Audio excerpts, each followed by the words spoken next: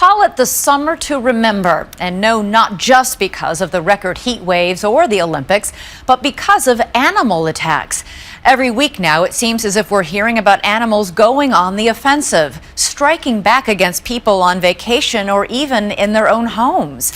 So what's causing the attacks? We sent Dan Harris to take a closer look, but told him not to get too close. Alligators in Florida attacking a handler and biting an arm off of a teenage boy. He started pulling me down, and I knew it's either I've got to lose this arm or I'm going to die. Coyotes attacking elderly women. On the beach, shark attack off the California coast. Beachgoers had just watched helplessly as a shark pulled Myers under the water. And stingrays injuring 40 swimmers. It felt like somebody jabbed me in the leg with a screwdriver. There have even been attacks this summer from normally harmless animals, furry and fuzzy, but not friendly. An otter, and even raccoons biting and scratching a woman in Seattle 100 times. I've traveled the world covering wildlife, from swimming with sharks in Australia to being chased by wild elephants in Africa.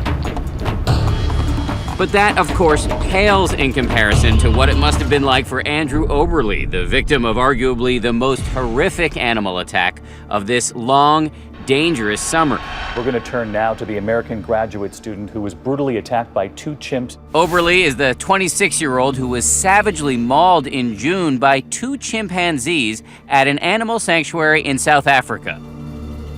In order to understand this attack, to understand why our closest animal relative can be so dangerous, you need to know about the two animals who carried it out and about this place where they live. It's called Chimp Eden, and it's run by this man, Eugene Cousins, who rescues chimps from places like circuses, nightclubs, and roadside cages. His dramatic rescues inspired an Animal Planet reality show called Escape to Chimp Eden. When one of the chimps involved in the attack, named Amadeus, was a baby, his parents were murdered and sold for food on the black market. The other, Nicky, was raised as a human boy, his fur shaved to resemble one. He even wore a gold wristwatch. Close the door, close the door, close the door. This combination of trauma and physical strength that is 7 times that of a human makes these animals unpredictable and dangerous. Every single time I go inside the enclosure, I do take my life into my own hands. In his first extensive interview since the attack on Andrew Oberle, Cousins, who was the first to arrive and helped save Oberle's life, took us to the scene of the incident. It was June 29th, and Oberle, a volunteer, was giving a guided tour. According to Cousins, Oberle made a key mistake, stepping in between the two fences that surround the chimp enclosure. The chimpanzee then took this as a breach of territory, and they obviously went into a defensive mode. The animals grabbed Oberle's legs and pulled him halfway under the fence, then pushed him back out, where they viciously beat and bit him, forcing Cousins to shoot one of his beloved chimps. I fired the round into his abdomen because my priority was to make sure that I could get to Andrea. When paramedics got there about 20 minutes after the attack started, Oberle was barely alive. To see a person with these physical injuries to this extent was overwhelming. According to early reports, Oberle had suffered devastating and permanent injuries with several appendages ripped off of his body. In an exclusive statement to ABC News, Oberle's family says he is now back home in the United States at St. Louis University Hospital, where he's awake, talking, and spending time with his immediate family. Oberle's family rejects the idea that he was at fault, but until he is able to tell his story, nobody will know why he got so close to the chimps who nearly killed him.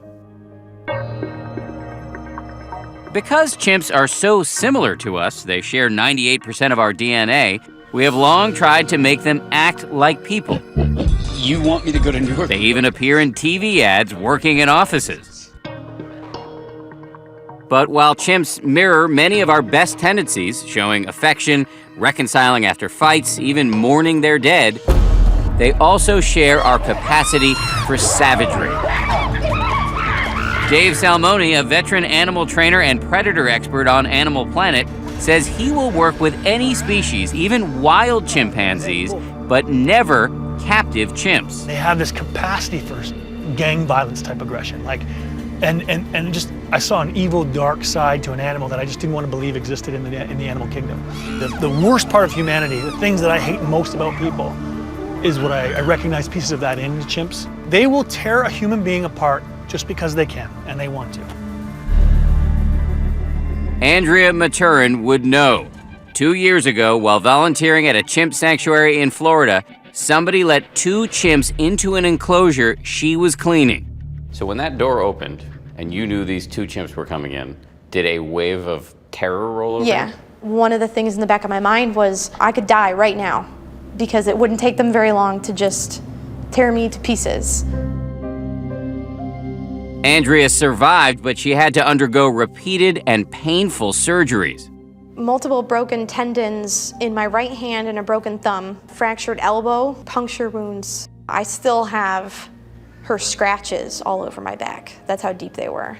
They had to staple up the back of the bite that she had taken into the back of my skull. Do you think that their similarity to us is what in some cases can make them so dangerous? Yeah, they are us without restrictions. And with 7 times the strength? Yes, and with the ability to lift, 1,500 pounds when they're mad, and they get mad a lot. Hers is just one of many infamous incidents involving chimps. In Nevada last month, 2 domesticated chimps escaped marauding through a neighborhood. They're in the front yard. Can we please get somebody? I don't want anybody getting hurt. One of them was shot dead by police, and incredibly, the other chimp then escaped again and was captured again just last Saturday. This looks like we're complete idiots. Like, how the hell could the other chimpanzee get out? Connecticut, 2009, a disaster involving a pet chimp named Travis, an animal who'd been raised as a human, appeared in TV ads. Now that's a great discovery. And whose owner had taught him how to bathe himself and use the computer. Out of nowhere, he ripped the face off of his owner's friend, Charla Nash. He's killing my friend! Who's killing your friend? Get my chimpanzee! She later received a full face transplant. One of the most stunning aspects of the Andrew Oberle case is that despite the extent of his injuries, his friends and family say they are sure he will one day return to working with chimps. Andrea Maturin says she, too, is open to it. Why? I think you can learn a lot from great apes, from chimpanzees. Because they are like us without reservations, they can really tell you a lot about the human race. You feel like you're staring into the eyes of your ancestors in some ways. And you wonder what they're thinking about you. Creatures that tell us so much about ourselves, both what we like to see and sometimes what we don't.